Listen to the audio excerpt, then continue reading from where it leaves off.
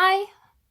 Today I want to show you the very first Folio Society book that I bought once I had stocked up on all the fairy books that I could get my hands on.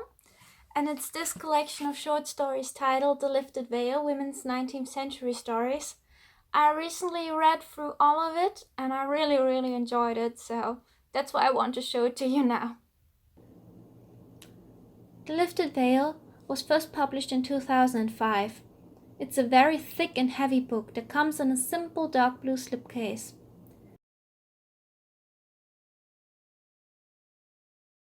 It is extra protected with a transparent dust jacket. It was one of the very first Folio Society books that I bought, and it caught my attention especially thanks to the gorgeous cover design. I love the fashion of the 19th century, and this depiction of a lady in her dress is so detailed with all these beautiful flower accents and the golden background, it is an eye-catcher.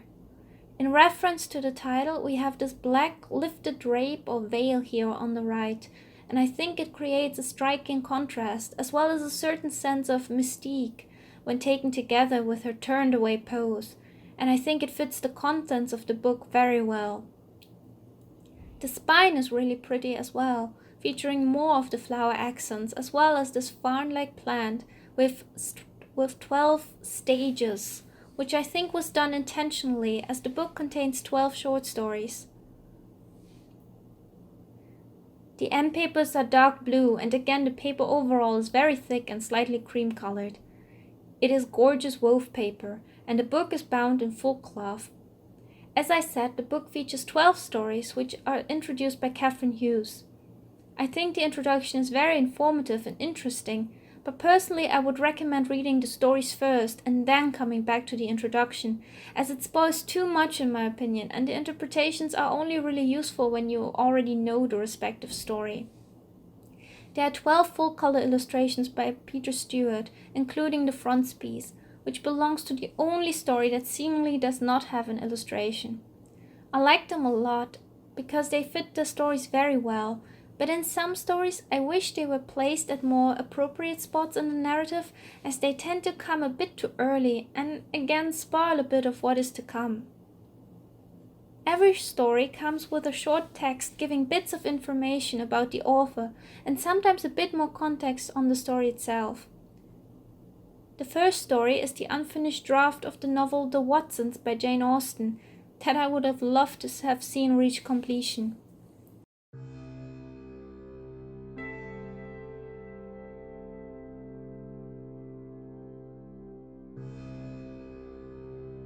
The second story is Maurice by Mary Shelley, a sort of melancholy fairy tale. I enjoyed it very much. Next we have The Green Dwarf by Charlotte Brontë. This is the only story that I could not really get into and thus did not read till the end, even though Brontë is undoubtedly a very good writer. It is the longest story in the book, and I hope to give it another chance soon.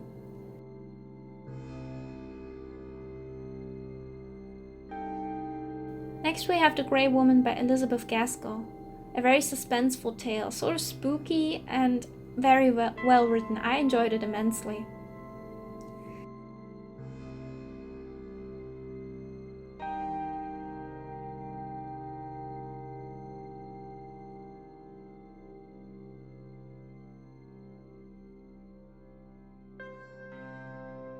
The Lifted Veil by George Eliot is the title story of this book, and it is very melancholy and strangely beautifully written in my opinion.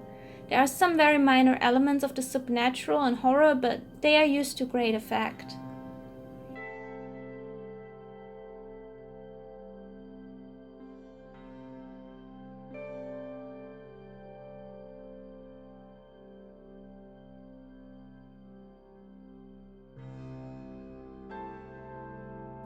The yellow wallpaper is a very haunting story and deals with a woman with mental health issues and her treatment because of it. It is very creepy the way the protagonist's inner monologue is laid out in front of you, and all in all it's a very well crafted story.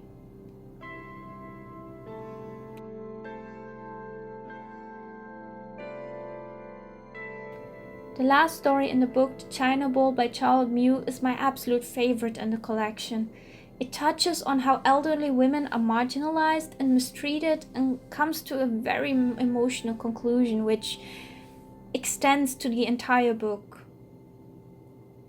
All in all, it is a very, very beautiful edition inside and out, and I think the selection and the placement of the stories was incredibly well done. So, like many Folio Society books, this one too is out of print, so if you want to get it, you will have to look to the secondhand market. But I have definitely seen it pretty frequently on eBay and other secondhand platforms, so getting it for a reasonable price shouldn't be too much of an issue. I personally spent around €25, which should be £22 probably. And I think it's a very, very good price for this book. I'm very happy that I purchased it. And I'm not usually someone who reads a lot of short stories, which I admit is my shortcoming maybe. But this one book, I was for one seduced by the beautiful cover because it is really gorgeous. It looks great on the shelf, and as always, it has this Folio Society higher quality appeal to it. But I was also very interested in the theme. I read anything I can about the 18th and 19th century.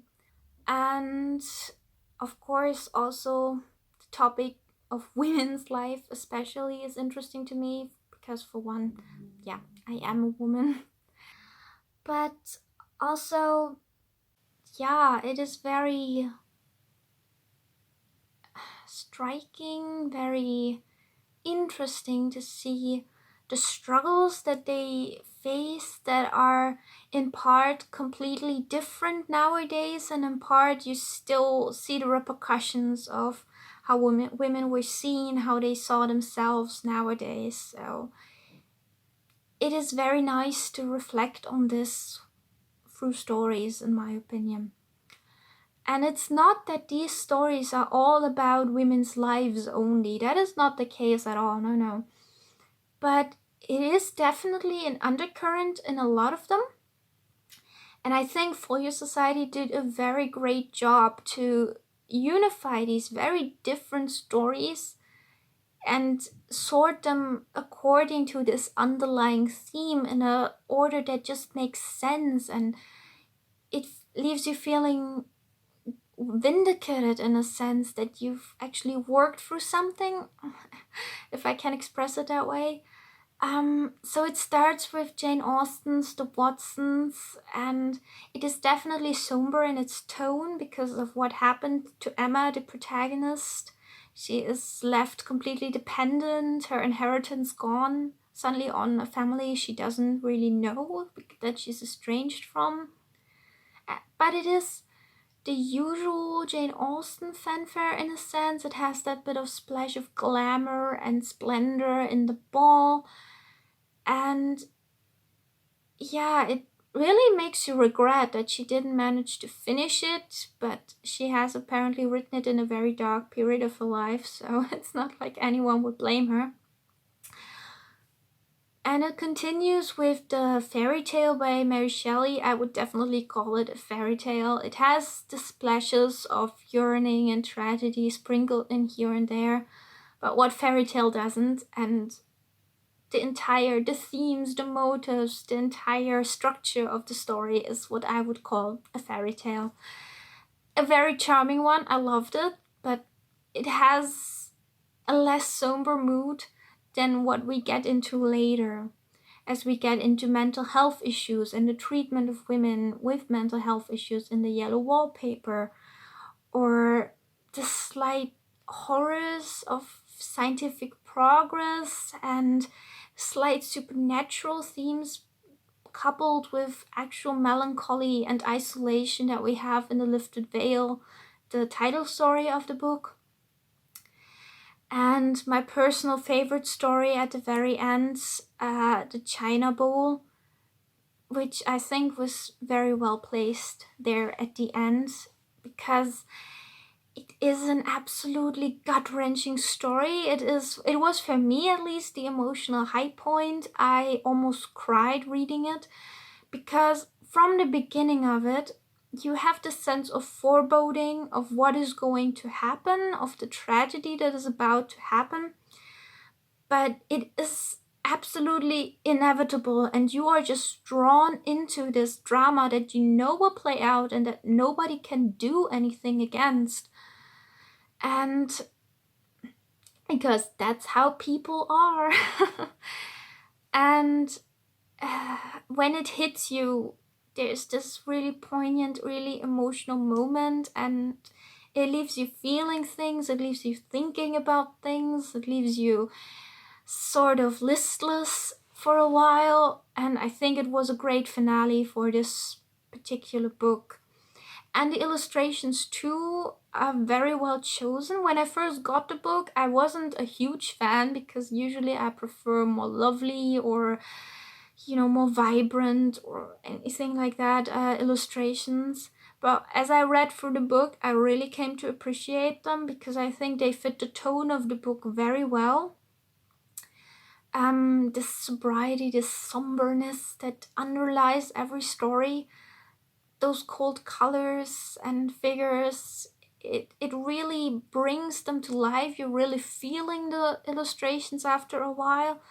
So I think this book was very well made, and the sense of helplessness is really what frightened me the most amongst these thrilling stories, so to speak. So, and Elizabeth Gaskell's The Great Woman, which I really enjoyed. I really, really enjoyed them. It is a murder mystery sort of spiel, so it is yeah, there is an actual villain there, an actual horror with blood and gore and things, but that wasn't the most frightening part for me. The most frightening part for me was the beginning of the story when Anna is pushed into this fateful marriage that basically ruins her entire life because it is so inevitable. She is absolutely helpless, and you, as the reader, you feel her helplessness. You also don't see any real way for her to break out of this path that she is pushed on by other women, by other men, by society. Just the fact that she is shy and passive basically ruins her entire life. And it isn't written in a very dramatizing way, but it is this quiet descent into unhappiness and misery that is just really striking and poignant, and it really got to me. So I think these stories, if you are just in general interested in people and how people live, how they interact with each other, you are going to enjoy this collection of stories. And yeah, I would really, really recommend it. It was great. So thank you for watching. I am really glad and thankful to anyone who comments or who still follows this channel. And I hope to see you again next time. Have a great weekend. Bye-bye.